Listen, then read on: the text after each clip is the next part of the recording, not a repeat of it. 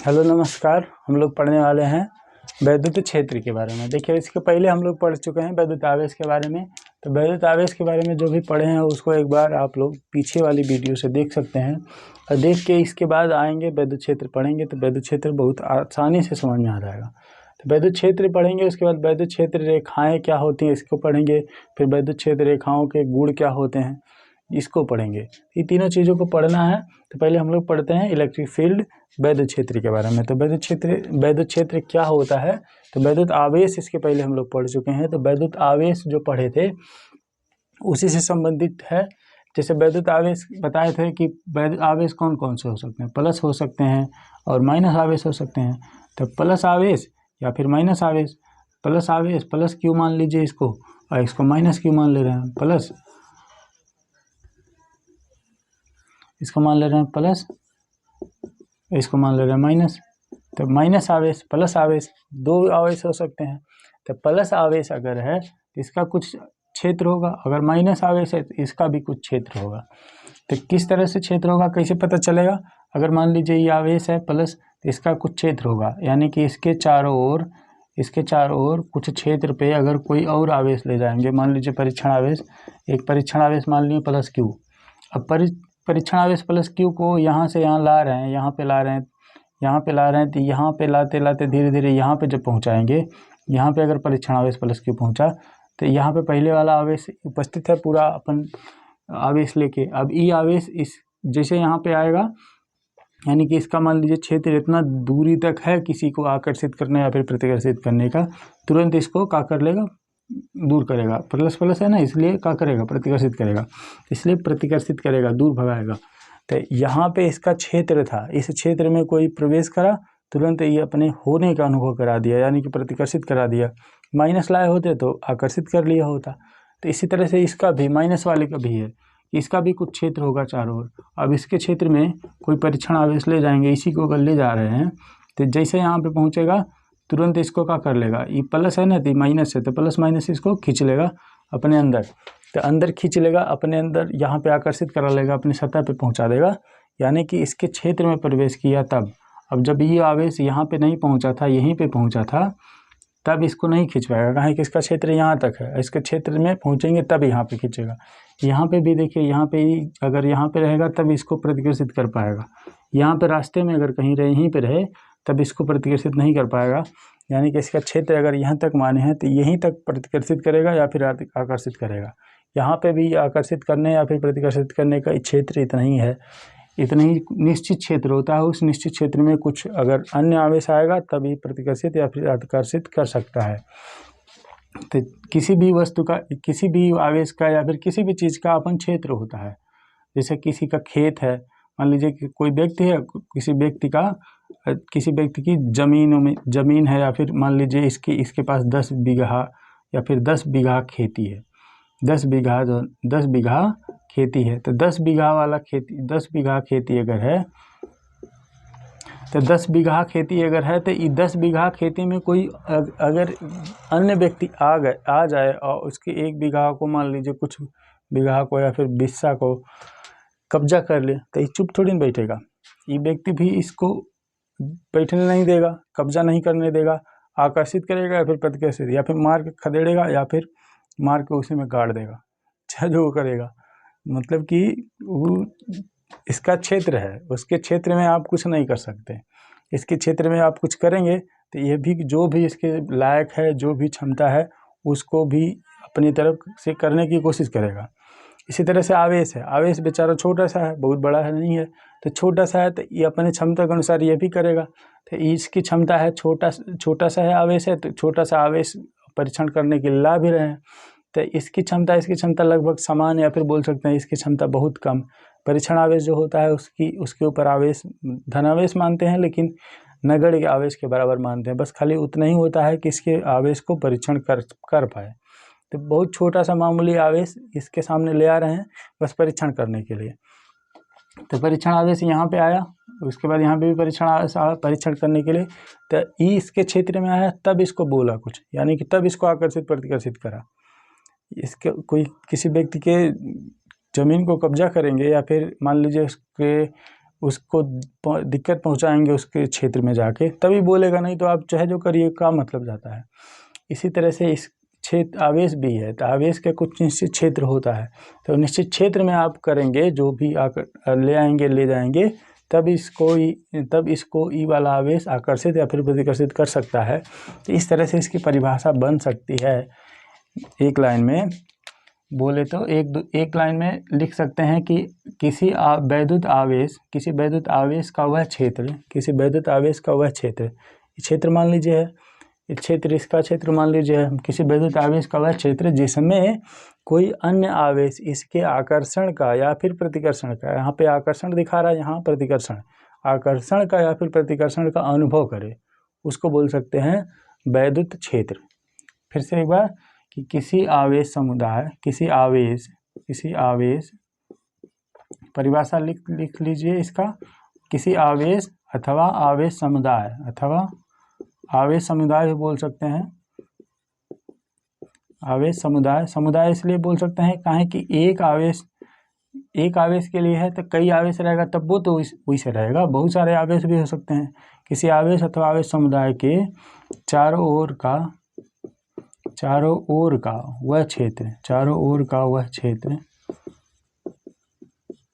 वह क्षेत्र जिसमें कोई अन्य परीक्षण आवेश,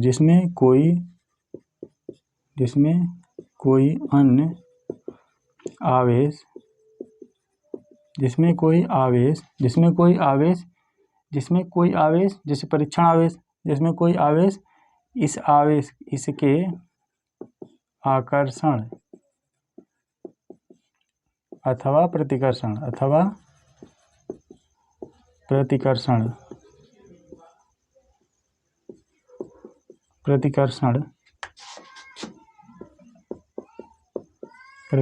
का अनुभव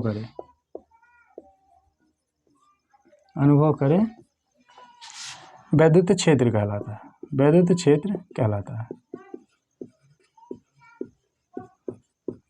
है। अब इस तरह से वैद्युत क्षेत्र की परिभाषा बना सकते हैं। इसके आधार पे बहुत आसान है वैद्युत क्षेत्र की परिभाषा बनाना। अब देखिए वैद्युत क्षेत्र की परिभाषा बन गई, वैद्युत क्षेत्र याद भी करना है, इसी तरह से नोट कर सकते हैं इसको, और नोट करके याद कर सकते हैं वैद्युत क्षेत्र की परिभाषा। अब देखिए वैद्युत क्षेत्र रेखाएं क्या होती है, इसको समझना है। तो वैद्युत क्षेत्र रेखाएं भी इसी आधार पे है। इसे वैद्युत क्षेत्र समझ लें, वैद्युत क्षेत्र रेखाएं जो होती हैं वो काल्पनिक होती हैं, उसको देख नहीं सकते। इसका जैसे यहाँ पे वैद्युत आवेश है, अब वैद्युत आवेश का क्षेत्र जो बना है, वैद्युत क्षेत्र जो बना है उस क्षेत्र में रेखाओं के द्वारा, एक रेखा है, वो रेखाओं के द्वारा, वैद्युत क्षेत्र रेखाओं के द्वारा ये क्षेत्र बना है। जैसे ये वैद्युत आवेश है, अब इसको आप प्रयोगों द्वारा देख सकते हैं, आँख से नहीं दिखेगा, ये रेखा निकलती हुई नहीं दिखेगी, लेकिन आप प्रयोग करके काल्पनिक रेखाएं इसको देख सकते हैं।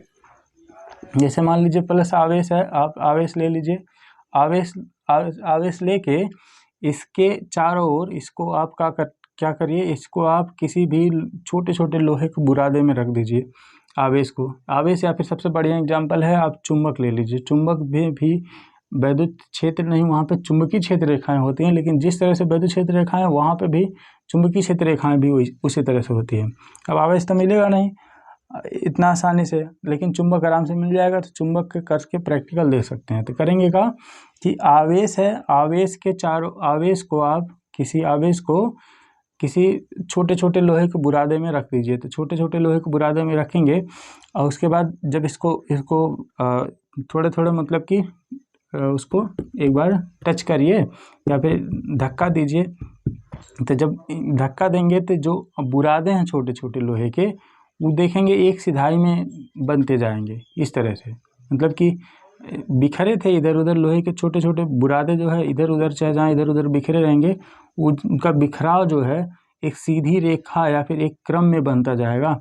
इसी क्रम को बोलते हैं रेखा, इसी क्रम को रैखिक बनता जाएगा। सीधे न बने, टेढ़ा मेढ़ा भी बन सकता है, लेकिन इस तरह से लगभग इसी से लंबवत, इसके आवेश के लंबवत बनता जाएगा। इसी को बोलते हैं वैद्युत क्षेत्र। इसी जो लंबवत रेखा बन गई है, इसी रेखा को बोलेंगे वैद्युत क्षेत्र रेखा। वैद्युत क्षेत्र रेखा इलेक्ट्रिक फील्ड लाइन इसको पढ़ना है। तो ये किस तरह से होती हैं ये रेखाएं, इसी रेखाओं के बारे में पढ़ना है। तो रेखाएं कैसे बनेंगी वो तो समझ में आ गया, लेकिन रेखाएं जो होती हैं वो इसके गुण क्या होते हैं या फिर रेखाएं होती किस तरह से हैं। तो रेखाएं बहुत आसान है। रेखाएं देखिए प्लस आवेश से, रेखाएं हमेशा जो होती हैं वो प्लस आवेश से निकलती हुई प्रतीत होती हैं। रेखाएं जो होती हैं वैद्युत क्षेत्र रेखाएं प्लस आवेश से निकलती हुई प्रतीत होती हैं। प्लस आवेश से हमेशा निकलेगी, लेकिन और अनंत तक जाएंगे, दूर तक जाएंगे। जितना क्षमता रहेगा इस आवेश का उतना दूर तक जाएंगे। लेकिन माइनस आवेश में देखा जाए तो माइनस आवेश में आती हुई प्रतीत होती हैं। माइनस आवेश में आती हुई लगेगा माइनस आवेश की तरफ आ रही हैं, माइनस आवेश में के अंदर प्रवेश कर रही हैं, माइनस आवेश के अंदर की तरफ प्रवेश कर रही हैं और प्लस आवेश से बाहर की तरफ निकलती हैं। वैद्युत क्षेत्र रेखाएं जो होती हैं वो धन आवेश होता है, एक प्रकार से बोल सकते हैं वैद्युत क्षेत्र रेखाएं स्वतंत्र धन आवेश होता है, धन आवेश होता है वैद्युत क्षेत्र रेखाएं। ठीक है, वैद्युत क्षेत्र रेखाएं हो गई। अब देखिए वैद्युत क्षेत्र रेखाओं के और भी गुण देख सकते हैं कि अगर मान लीजिए वैद्युत क्षेत्र रेखाएं हैं, प्लस है तो निकलती हुई, माइनस है तो आती हुई प्रतीत होती हैं, ये दो गुण लिख सकते हैं। अगर कहीं वैद्युत क्षेत्र रेखाएं दोनों पास पास रख दी जाएं, एक प्लस है और दूसरा वाला माइनस है, अगर ये दोनों को करीब करीब रख दिया जाए तो प्लस से, यानी कि यहाँ जो पढ़े हैं प्लस से निकल रही है और माइनस में प्रवेश कर रही है, बस वही क्रिया यहाँ पे होगी। प्लस से निकलेगी माइनस में जाएगी, पूरा चक्र यही चलता है। प्लस से निकलती है माइनस में जाती है, प्लस से निकलती है माइनस में जाती है, प्लस से निकलती है माइनस में जाती है, इस तरह से। उसके बाद यहाँ पे पीछे जो है चारों ओर से रेखाएं निकल रही हैं, जो रेखाएं आराम से पहुँच जाएंगी, एक दूसरे को कभी काटते नहीं जाएंगी, एक दूसरे को लैप करते हुए नहीं जाएंगी, इस तरह से जाएंगी, समांतर बोल सकते हैं जाएंगी। इसके बाद पीछे से भी जो भी रेखाएं इधर से भी निकल रही थी वो यहाँ पे हो सकता है नहीं पहुँच पाए, लेकिन मुड़ने की कोशिश करेंगी इसकी तरफ जा नहीं पाए अलग बात है, लेकिन मुड़ने की कोशिश करेंगे, जाते हुए इधर इसी तरफ प्रतीत होंगे। और इसमें आती हुई प्रतीत होती हैं, तो बहुत दूर से हो सकता है कोई रेखा बनती हुई इसमें आ जाए और नहीं आएगी, लेकिन तो वो प्रतीत होगा कि आ रही है इसकी तरफ। तो इसमें ध्यान रखना है माइनस वाले में आती हुई और धन वाले में निकलती हुई। तो इस तरह से बना सकते हैं वैद्युत क्षेत्र रेखाओं का एक गुण हो सकता है। अगर विपरीत आवेश है तब तो इस तरह से होगा। अगर कहीं समान आवेश है, प्लस आवेश है यहाँ पे और प्लस आवेश यहाँ पे भी है, तो जब प्लस प्लस आवेश होगा तो यहाँ से जो भी वैद्युत क्षेत्र रेखाएं निकलेंगी वो इससे दूर जाएंगी। यानी कि ये वाली रेखा जो है ये निकल के आ रही थी, लेकिन अभी प्लस वाला आवेश आ गया, तो प्लस वाला आवेश पे तो टकराएगी नहीं, तो जब नहीं टकराएगी तो इस दूर भागेगी। रेखा जो है सीधे निकल रही थी, लेकिन सीधे निकल के मुड़ जाएगी, इसकी भी रेखा मुड़ जाएगी। तो इस तरह से ही मुड़ी हुई चलने लगती हैं, यानी कि दूर भागने की कोशिश करती हैं। लेकिन अब ज़बरदस्ती इसको पकड़ के रखेंगे तो ये तो दूर भागेगी, लेकिन अब ये आ नहीं पाएगा ना, इसलिए यहाँ पे बोल सकते हैं कि दूर दूर भाग रही हैं। यानी कि इसको आप पकड़ के खाली रोक सकते हैं, जैसे छोड़ेंगे तो दूर भाग जाएंगे फिर। तो इस तरह से यहाँ पे बोल सकते हैं कि वैद्युत क्षेत्र रेखाएं जो है अगर समान आवेश है तो फिर इस तरह से दूर दूर जाती हुई प्रतीत होती हैं।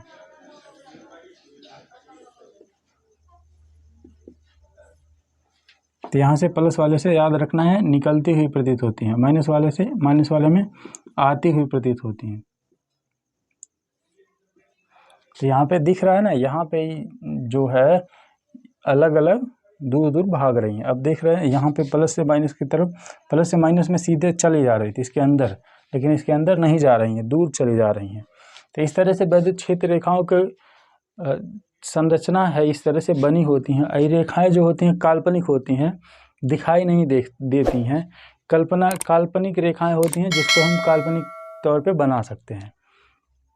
अब इसके आधार पे इस सब चीज़ें पढ़ ली हैं, तो वैद्युत क्षेत्र रेखाओं के गुण के बारे में पढ़ना है। अब देखिए वैद्युत क्षेत्र रेखाओं के गुण के बारे में इससे आसानी से समझ में आ जाएगा कि फीचर ऑफ इलेक्ट्रिक फील्ड के बारे में पढ़ना है। तो इसमें क्या पढ़ना है कि विद्युत क्षेत्र रेखाएं जो होती हैं वो किस तरह से होती हैं, 3-4 पॉइंट याद रखना है कम से कम, उसमें पेपर में पूछा जाएगा। तो देखिए पहला पॉइंट ही याद रखना है कि विद्युत क्षेत्र रेखाएं जो होती हैं, इसके गुण के बारे में पहला गुण लिखना है कि विद्युत क्षेत्र रेखाएं धन से निकलती हैं तथा ऋण में जाती हैं। ठीक है, पहला पॉइंट लिख लेना है विद्युत क्षेत्र रेखाओं के गुण में कि विद्युत क्षेत्र रेखाएं चालक के पृष्ठ से निकलती हैं और निकल के प्लस से निकलती हैं माइनस में जाती हैं। एक गुण वो लिख सकते हैं, या फिर एक गुण वो लिख सकते हैं कि अभिलंबवत निकलती हैं। विद्युत क्षेत्र रेखाएं जो है इसका यहाँ पे लिख सकते हैं अभिलंबवत निकलती हैं। अभिलंबवत निकलती हैं, यहाँ पे प्रवेश भी करती हैं। यहाँ से धन वाले से अभिलंबवत निकलेगी, यानी कि यहाँ पे जो गोला जो है, हमेशा याद रखना है, गोला जो है इसके लंबवत निकलेगी इस तरह से, न कि गोला इसे है तो इसे तिरछा निकल जाएगी, तिरछा नहीं निकलेगी, सीधे लंबवत निकलेगी। तो लंबवत अभिलंबवत होती हैं, आने वाली भी और जाने वाले भी। यहाँ पे आने वाली भी लंबवत होगी और निकलने वाली भी लंबवत होगी, पहला नंबर। और दूसरा नंबर इसमें ध्यान रखना है कि ये रेखाएं लचकदार डोरी की तरह सिकुड़ने का प्रयास करती हैं। ये रेखाएं जो है मतलब कि इस तरह से एकदम सपाट या फिर इस तरह से एकदम नहीं होंगे। वो जैसे धागा जिस तरह से होता है, अगर मान लीजिए डोरी या फिर धागा जो है उसको अगर फैलाया जाए लंबाई में, तो किस तरह से होगा, एकदम पूरा जब टाइट करेंगे बहुत ज़्यादा तब तो टाइट हो जाएगा, लेकिन अगर हल्का सा ढीला से पकड़े रहेंगे उसको तो एक लचक उसमें रहेगा, नीचे ऊपर आप आराम से वो झूल जाएगा। इस तरह से ये भी होती हैं कि जिस तरफ मोड़ेंगे इसको तुरंत मुड़ जाएंगे। यानी कि इसको देखिए, यहाँ पे जब नज़दीक ला रहे थे तो इसमें इस तरह से इसमें रेखाओं में गुण था कि इधर भाग गई, यानी कि बहुत एकदम सीधे सपाट टाइट नहीं है इस मार्कर की तरह। इसको जब नज़दीक ले जाएंगे तो ये टूट जाएगा, लेकिन मुड़ेगा नहीं अपने आप, तो ये टूटती नहीं है, लचकदार, इसमें लचक एक प्रकार का होता है। तो लचक जो है वो घुमा देता है इसको, ठीक है, मतलब मुड़ जाती हैं इस तरह से। तो एक लाइन यहाँ पे लिख सकते हैं, रेखाएं विद्युत क्षेत्र रेखाएं लचकदार डोरी की तरह होती हैं, डोरी की तरह होती हैं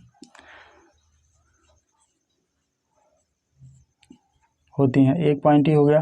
तीसरा पॉइंट इसमें विद्युत क्षेत्र रेखाओं के गुण में लिखना है कि ये रेखाएं जो होती हैं बंद वक्र नहीं बनाती हैं। एक रेखाएं जो है, ये रेखाएं बंद वक्र नहीं बनाती हैं, यानी कि बंद वक्र मतलब कि ऐसा नहीं है कि प्लस से निकलेंगे माइनस में और उसके बाद माइनस से फिर प्लस में चले जाएंगे।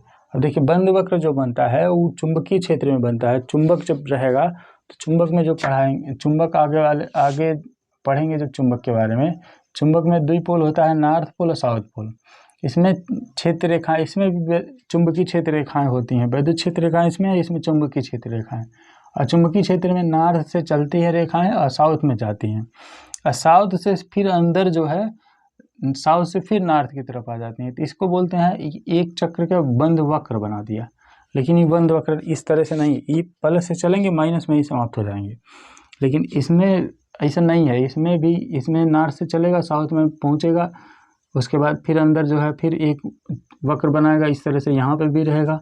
इसमें जो होता है बंद वक्र बनता है, यानी कि ये एक चक्कर यहाँ से चल के यहाँ साउथ में नहीं समाप्त हुआ, नॉर्थ से चला, साउथ में पहुंचा, फिर साउथ से फिर अंदर की तरफ, साउथ से नॉर्थ की तरफ जाएगा, तब इस तरह से बंद वक्र बनाती हैं। लेकिन ये बंद वक्र नहीं बनाती हैं, तो वक्र नहीं बनाती हैं, बंद वक्र नहीं बनाती। एक पॉइंट लिख सकते हैं। तीसरा एक पॉइंट और लिखना है, चौथा नंबर, कि अगर मान लीजिए इसमें चौथा 3-4 पॉइंट कम से कम, 4 पॉइंट कम से कम लिखना पड़ेगा। चौथा वाला लिख सकते हैं कि ये रेखा एक दूसरे को कभी काटती नहीं है। ये रेखा जो जा रही है, ये रेखा एक दूसरे को कभी काट के नहीं जाएगी। इसके ऊपर इस तरह से समांतर गई है तो समांतर जाएगी, या इस तरह से यानी नहीं जाएगी। यहाँ से गई, इसको काट दे, ठीक, गलत है, इसे नहीं बन सकता। अगर इस तरह से बनता तो इसी बिंदु पे दुई स्पर्शी खींच सकते थे। एक स्पर्शी ऐसे खींच सकते थे, एक स्पर्शी यहाँ से खींच सकते थे।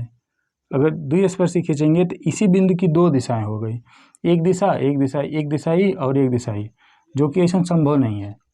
इस तरह से है, एक तो प्लस है और एक तो माइनस है, यहाँ से जा रही है, यहाँ से अगर यहाँ से जा रही है तो मान लीजिए अगर एक भी रेखा यहाँ से काट दी होती, यहाँ से काट के गई होती इस बिंदु पे, तो इसी बिंदु पे दो रेखाएं खींची जा सकती थी। इसी एक के बिंदु पे दो स्पर्शी खींची जा सकती, एक स्पर्शी इसके साथ और एक स्पर्शी इसके साथ।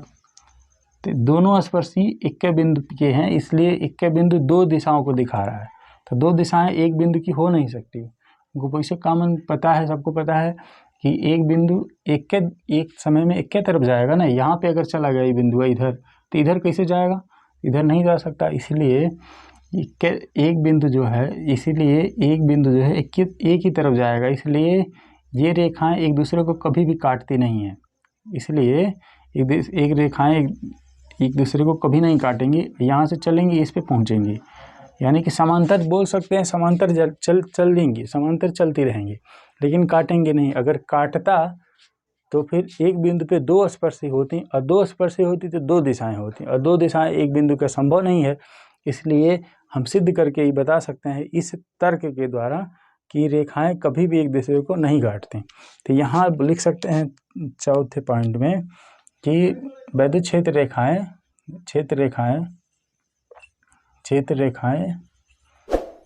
एक दूसरे को कभी काटती नहीं है, कभी काटती नहीं है। तो आप ये लिख सकते हैं पॉइंट हेडिंग डाल के, तीनों हेडिंग डाल के। पहले परिभाषा लिखवाए हैं तो परिभाषा लिख लीजिए। वैद्युत क्षेत्र रेखाएं बना लीजिए। वैद्युत क्षेत्र रेखाएं हैं, वैद्युत आवेश है तो वैद्युत क्षेत्र रेखाएं बना लीजिए। उसके बाद इसका भी वैद्युत क्षेत्र रेखाएं बना लीजिए, अंदर आते ही प्रवेश करती हैं। इसमें वैद्युत क्षेत्र रेखाएं प्लस से निकल के माइनस में जाती हैं, इसको बना सकते हैं। प्लस प्लस आवेश रहेगा तो दोनों रेखाएं दूर दूर भागेंगी, इसको भी बना सकते हैं। वैद्युत क्षेत्र रेखाएं यहाँ से बना सकते हैं। हेडिंग डाल के इसको बना लीजिए। अपने नोट्स में अच्छे से नोट्स बनाइए, उसके बाद इसको नोट करते रहिए, और अलग से कुछ और लिखने की ज़रूरत नहीं है, बस इतने ही से काम चल जाएगा। उसके बाद जुड़े रहिए हमारे साथ, आगे भी क्लासेस जो भी सिलेबस है उसको भी कंप्लीट करेंगे। इसलिए आप जो है थोड़ा सा और आगे अपने दोस्तों के साथ या फिर अपने साथ में जो पढ़ने वाले हैं उनके साथ उनको बताइए और उनको जो है जोड़िए हमारे साथ। उसके बाद तब पढ़ेंगे आगे अच्छे से। ठीक है, धन्यवाद।